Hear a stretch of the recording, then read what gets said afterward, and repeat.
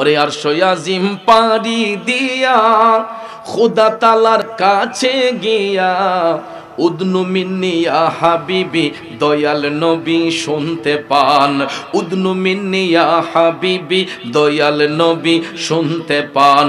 আমি পাপী অপরাধী গাইব কি নবীজির শান, ইয়া রাসূলুল্লাহ ইয়া হাবিব বলুন ইয়া রাসূলুল্লাহ ইয়া হাবিবাল্লাহ ইয়া রাসূলুল্লাহ ইয়া হাবিব। আমার যুবক বন্ধুরা, নবী আমার আরশ মুআল্লার কাছাকাছি, আল্লাহ তাআলা ডাক দিয়া কয় ও বন্ধু আর একটু কাছে আসুন, কাছে আসুন। আমার নবীজির পাও মোবারকের মধ্যে জুতা মোবারক ছিল। দয়াল নবী জুতা মুবারক খুলিয়া আমার মহান আল্লাহর আরশের মধ্যে যখন উঠতে গেলেন, আল্লাহ তাআলা ডাক দিয়া কয় হাবিব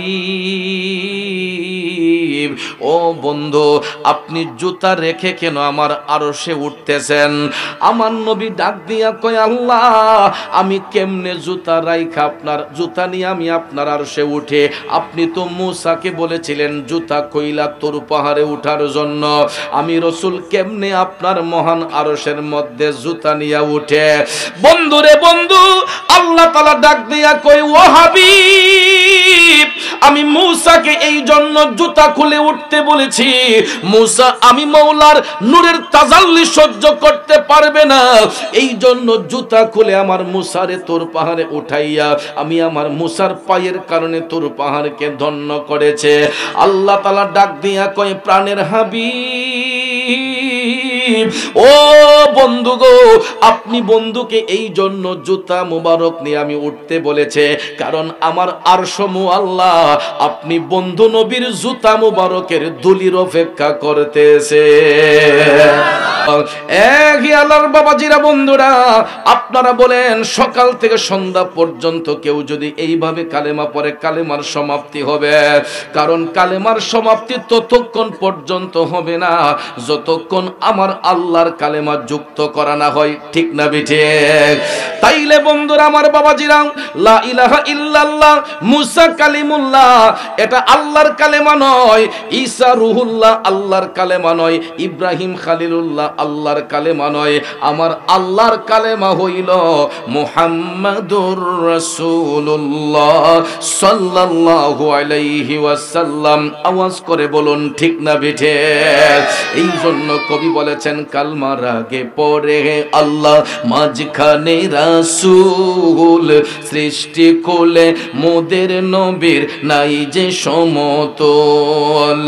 কালমার আগে পরে আল্লাহ মাঝখানে রাসূল, সৃষ্টি কোলে মোদের নবীর নাই যে সমতল।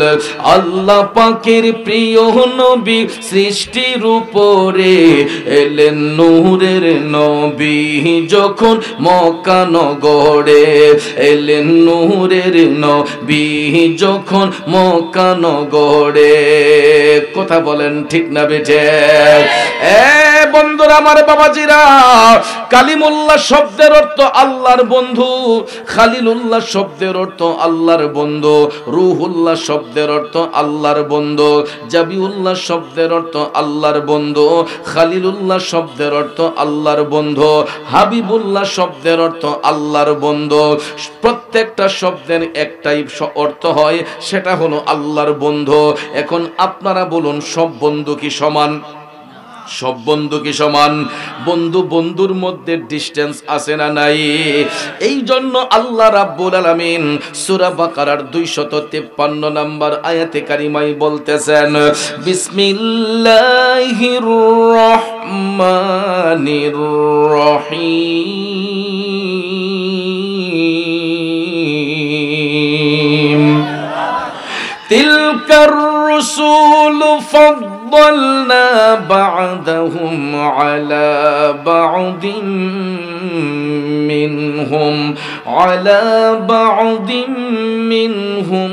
من كلم الله ورفع بعضهم درجات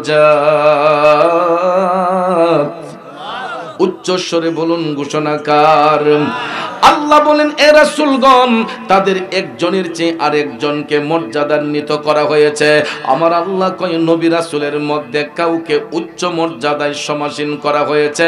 তাদের মধ্যে এমন কেউ রয়েছেন যার সাথে আল্লাহ কথা বলেছেন। এ বন্ধুরা আমার বাবাজিরা, এই হলো আয়াতে পাকের সরল তর্জমা।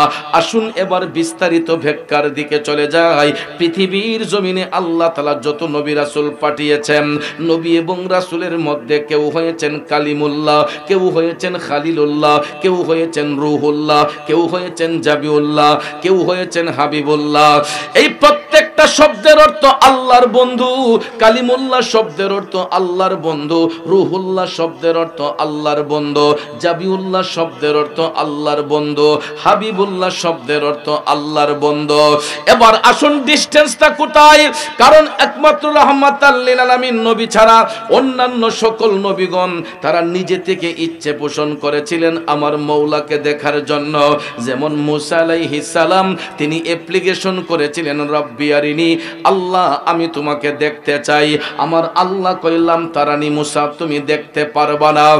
এরপরে মুসা নবী কয় আল্লাহ আমি তোমারে দেখতে চাই, আমি তোমারে দেখতে চাই। বারবার করে বলার পরে আল্লাহ তাআলা ডাক দিয়া কয় মুসা, যদি আমাকে দেখতে হয় তুমি তুর পাহাড়ের মধ্যে উঠো। কোন পাহাড়ে? জোরে কোন পাহাড়ে? বন্ধুরা আমার বাবাজিরা, মুসা আলাইহিস সালাম তুর পাহাড়ের কাছে যখন গেলেন, তিনি যখন পাহাড়ের উপরে উঠতে যান, আল্লাহ রাব্বুল আলামিন কুদরতের জবান দিয়া ডাক দিয়া কয় বন্ধু মুসা, ও বন্ধু মুসা, তোমার পায়ের জুতাগুলা খুলে তুমি তুর পাহাড়ের মধ্যে উঠো। আল্লাহ তাআলা বললেন মুসা জুতা খুলে তুর পাহাড়ে উঠো। মুসা আলাইহিস সালাম জুতা খুইলা তুর পাহাড়ের মধ্যে উঠলেন। কারে দেখার জন্য? জোরে কোন কারে দেখার জন্য? আল্লাহ রাব্বুল আলামিন কুদরতের জবান দিয়া ডাক দিয়া কই মুসা, তোমার সামনে যেই নূরের পর্দাটা আছে, এই নূরের পর্দাটা একটু উত্তোলন করো। বন্ধুরা আমার, মুসা আলাইহিস সালাম নূরের পর্দায় হাত দিয়া শুধু একটুখানি উঠাইলেন, উঠানোর সঙ্গে সঙ্গে দেখা যায় আমার মওলা পাকের নূর তাজাল্লিতে তুর পাহাড়টা জ্বলে পুড়ে সারকার হইয়া গেছে গো। এরপর মুসা আলাইহিস সালাম আমার মওলা পাকের নূরের তাজাল্লি সহ্য করতে পারেন নাই। চিন্তা করে দেখেন, সামান্য একটু উঠাইলেন, উঠানোর সঙ্গে সঙ্গে আমার মওলা পাকের নূর তাজাল্লিতে তুর পাহাড়টা জ্বলে পড়ে সারকার হয়ে গেছে। আল্লাহ রাব্বুল আলামিন চিন্তা করলেন, আমার বন্ধু মুসা এত চেষ্টা করলো আমি মওলাকে দেখার জন্য, এত চেষ্টার পর আমার বন্ধু মুসা আমি মওলার নূর তাজাল্লিটা সহ্য করতে পারলো না। আল্লাহ কয় আমার বন্ধুর তো একটা ইজ্জত আছে। তখন মুসা নবীর পায়ের কারণে আমার আল্লাহ তুর পাহাড়ের ছাইগুলারে সুরমা বানাইয়া দিছে। যেই সুরমা আমি আপনি এখন পর্যন্ত চোখের মধ্যে লাগাই বাজানো, এই সুরমা কিন্তু মুসা নবীর বরকতে আমার আল্লাহ দান করছে। কিয়ামত পর্যন্ত পৃথিবীর সমস্ত মানুষ মিলেও যদি সুরমা ব্যবহার করে, এই সুরমা ব্যবহার করে শেষ করতে পারবে না। কারণ এটা মুসা নবীর বরকতে আল্লাহ রাব্বুল আলামিন তুর পাহাড়ের ছাইগুলারে সুরমা বানাইয়া দিয়া ওই মুসা নবী আমার আল্লাহর কাছ থেকে উপাধি পাইলেন কালিমুল্লাহ। জুরে কন্যা সুবহানাল্লাহ। তিনি যখন মওলার সঙ্গে কথা বলেছিলেন, নিজে থেকে ইচ্ছে পোষণ করেছিলেন, এই জন্য তাকে বলা হয়েছে কালিমুল্লাহ। আমার বাবাজিরা বন্ধুরা, আমাদের মুসলিম মিল্লাতের আদি পিতা হযরতে বাবা ইব্রাহিম আলাইহিস সালামের উপাধি হচ্ছে খালিলুল্লাহ। এই উপাধিটা তিনি কেমনে পাইলেন? এ বাবাজিরা আমার বন্ধুরা আমার, ইব্রাহিম আলাইহিস সালামকে বাদশা নমরুদ যখন অগ্নিকুণ্ডে ফেলে দিয়েছিল, অগ্নিকুণ্ডে যখন ফেলে দিয়েছিল ভাইয়ার আমার বন্ধুরা আমার, আগুন ধাউ ধাউ করে জ্বলে, তখন ইব্রাহিম আলাইহিস সালাম আমার নবীর মহব্বত অন্তরে নিয়া তিনি যখন মওলা পাকের দরবারে কান্নাকাটি করেছিলেন, ইব্রাহিম নবীর চোখের পানিটা আগুনে পড়ার সঙ্গে সঙ্গে আমার আল্লাহ আগুনটারে ফুল বাগিচা বানাইয়া দিছে।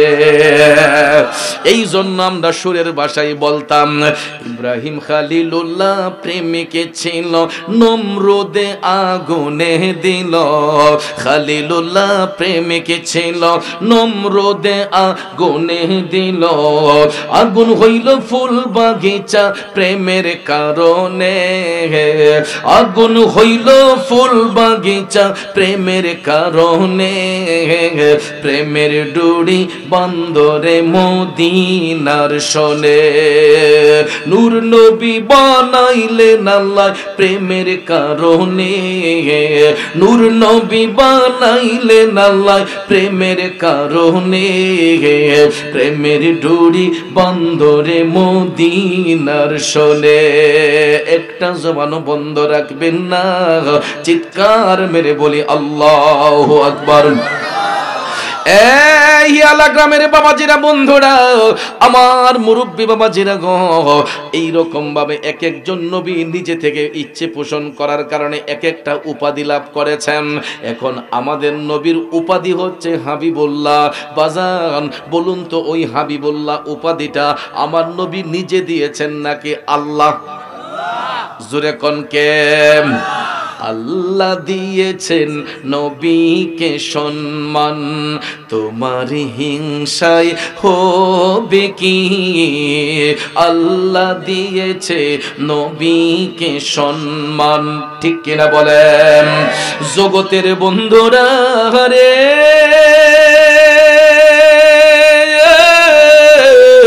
ও মুরব্বী বাবাজিরা গো, আমার সম্মানিত মা বোনরা যারা শুনতেছেন, আল্লাহ রাব্বুল আলামিন আপন বন্ধুকে হাবিবুল্লাহ বলিয়া এমন একটা জায়গার মধ্যে নিয়ে দিদার করেছেন, যেই জায়গার মধ্যে অন্য কোন নবী রাসূলের উঠার সৌভাগ্য হয় নাই।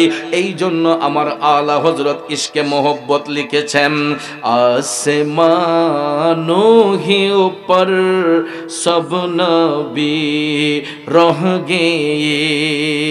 সুবহানাল্লাহ বলুন। आसमान नूहे पर सब नबी रह गए, अर्शो आज़म पे पहुंचा हमारा नबी, सबसे औला आला हमारा नबी, सबसे बाला आला हमारा नबी।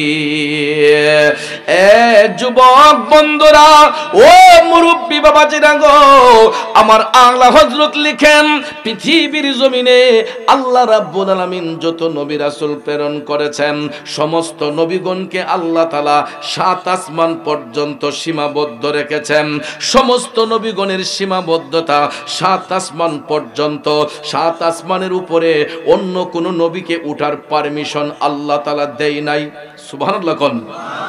Without our prophet Muhammadur Rasulullah sallallahu alayhi wasallam, চিল্লায়ে বলেন সুবহানাল্লাহ। এই জন্য আলা হযরত ফরমায়া, আসমানো হি উপর সব নবী রহ গয়ে, সমস্ত নবীগণ আসমান পর্যন্ত সীমাবদ্ধ। সমস্ত নবীগণের কাঁধের মধ্যে জিনার কদম মোবারক, তিনি হলেন আমাদের নবী রহমাতাল লিল আলামিন। ওই নবীর মকাম বলতে গিয়ে আলা হযরত লেখেন, আরশ आज़म पे पहुंचा हमारा नबी। আমরা কেমন নবীর উম্মত? ওই নবী আরশ মুআল্লার কাছাকাছি। আমার আল্লাহ কুদরতের জবান দিয়া ডাক দিয়া কই, উদনু মিন্নি ইয়া হাবিবি, ও বন্ধু আরেকটু কাছে আসুন, কাছে আসুন। দেখেন নবীর ইজ্জত আমার আল্লাহ কেমনে দেয়। আর সমূহ আল্লাহর কাছাকাছি আমার আল্লাহ তাআলা ডাক দিয়া কয়, হাবিব আরেকটু কাছে আসুন, উদনু মিন্নি ইয়া হাবিবি, ও বন্ধু আপনি আরেকটু কাছে আসুন। সুবহানাল্লাহ কোন? ওরে আরশ আজিম পাড়ি দিয়া খোদা তাআলার কাছে গিয়া, উদনু মিন্নি ইয়া হাবিবি, দয়াল নবী শুনতে পান। উদনু মিন্নি ইয়া হাবিবি, দয়াল নবী শুনতে পান। আমি পাপী অপরাধী, গাইব কি নবীজির শান। ইয়া রাসূলুল্লাহ ইয়া হাবিব, বলুন ইয়া রাসূলুল্লাহ ইয়া হাবিবাল্লাহ ইয়া রাসূলুল্লাহ ইয়া হাবিব। আমার যুবক বন্ধুরা, নবী আমার আরশ মুআল্লার কাছাকাছি, আল্লাহ তাআলা ডাক দিয়া কয়, ও বন্ধু আর একটু কাছে আসুন, কাছে আসুন। আমার নবীজির পাও মোবারকের মধ্যে জুতা মোবারক ছিল। দয়াল নবী জুতা মোবারক খুলিয়া আমার মহান আল্লাহর আরশের মধ্যে যখন উঠতে গেলেন, আল্লাহ তাআলা ডাক দিয়া কয়, হাবিব ও বন্ধু, আপনি জুতা রেখে কেন আমার আরশে উঠতেছেন? আমার নবী ডাক দিয়া কয়, আল্লাহ আমি কেমনে জুতা রাইখা আপনার জুতা নিয়ে আমি আপনার আরশে উঠে? আপনি তো মূসাকে বলেছিলেন জুতা কইলা তোর পাহাড়ে উঠার জন্য। আমি রাসূল কেমনে আপনার মহান আরশের মধ্যে জুতা নিয়ে উঠে? বন্ধুরে বন্ধু, আল্লাহ তাআলা ডাক দিয়া কই, ও হাবিব আমি মূসাকে এই জন্য জুতা খুলে উঠতে বলেছি, মূসা আমি মাওলার নূরের তাজাল্লি সহ্য করতে পারবে না, এই জন্য জুতা খুলে আমার মূসারে তোর পাহাড়ে উঠাইয়া আমি আমার মূসার পায়ের কারণে তোর পাহাড়কে ধন্য করেছে। আল্লাহ তাআলা ডাক দিয়া কয়, প্রাণের হাবিব ও বন্ধু গো, আপনি বন্ধুকে এই জন্য জুতা মুবারক নিয়ে আমি উঠতে বলেছে, কারণ আমার আরশ মুআল্লা আপনি বন্ধু নবীর জুতা মুবারকের ধুলির অপেক্ষা করতেছে। আল্লাহ তাআলা ডাক দিয়া কয়, বন্ধু ও প্রাণের হাবিব গো, আপনার জুতা মুবারকের ধুলি দিয়া আমি আল্লাহর আরশটারে ধন্য করে দেন। দুই হাত তুলে বলুন আল্লাহু আকবার, আর একটু জোরে বলুন ইয়া রাসূলুল্লাহ। এই জন্য কবি বলেছেন, আরশ কুরসি যার পায়ের ধুলা মাখিত চাই সারা বেলা। আরশ কুরসি যার পায়ের ধুলা মাখিত চাই সারা বেলা। উম্মতের দরদিয়ে মন আর তো দেখি না, উম্মতের দরদিয়ে মন আর তো দেখি না। ও মুসাফির জিয়ারতে চলো মদিনা, ও মুসাফির জিয়ারতে চলো মদিনা। সেথায় আছেন নূর নবী যে দয়ার খাজিনা, সেথায় আছেন নূর নবী যে দয়ার খাজিনা। নবী আমার আছেন যে তাই জান্নাতের বাগান তো সে তাই, ঠিক কিনা? নবী আমার আছেন যে তাই জান্নাতের বাগান তো সে তাই, সেই বাগানের পরশ পেলে কিছুই চাহি না, সেই বাগানের পরশ পেলে কিছুই চাহি না।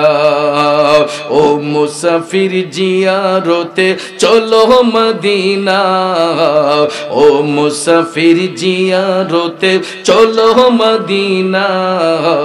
সেথায় আছেন নূর নবী যে না, সেথায় আছেন নূর নবী যে দয়ার খাজিনা।